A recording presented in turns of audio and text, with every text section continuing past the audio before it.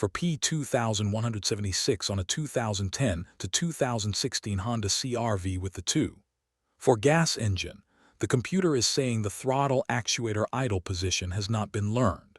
In the bay, this may show up as an idle complaint, reduced throttle response, or a warning light, and the possible fault areas can include throttle body condition, throttle actuator movement, wiring between the PCM and throttle body, connector or terminal condition, and after testing, PCM software or PCM operation.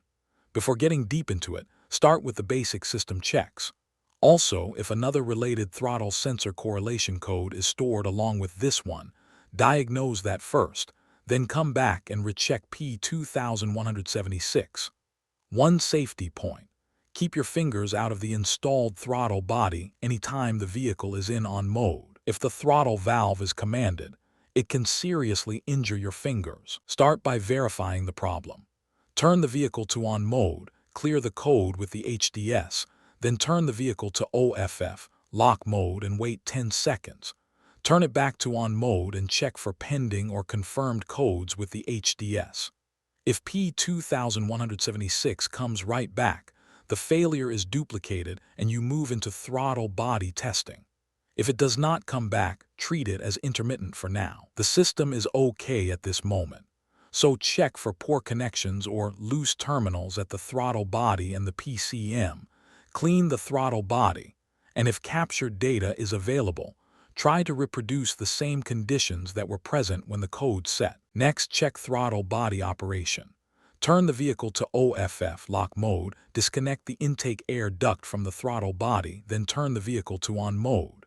Clear the code with the HDS, and while running the etc. test in the HDS inspection menu, visually watch the throttle valve. The decision here is simple. Does the throttle valve move to its fully closed position? If it does, go on to inspect the throttle body condition. If it does not, move to the motor circuit continuity check. If the throttle valve did move fully closed, turn the vehicle to OFF, lock mode, remove the throttle body, and inspect the throttle valve for sludge or carbon. If sludge or carbon is present, clean the throttle body. If there is no sludge or carbon on the throttle valve, the diagnostic path calls for replacing the throttle body. If the throttle valve did not move to the fully closed position, check the motor control wiring for an open on the MTR1 and MTR2 lines. Turn the vehicle to OFF lock mode. Jump the SCS line with the HDS and wait more than 1 minute. Disconnect PCM connector C, 51P, and disconnect the throttle body 6P connector. At the throttle body 6P connector, jumper terminal no. 1 to terminal no. 2. Then check continuity between PCM connector C, 51P, terminal no. 11 and PCM connector C, 51P, terminal no. 12. With the vehicle still in OFF lock mode and both connectors disconnected as set up.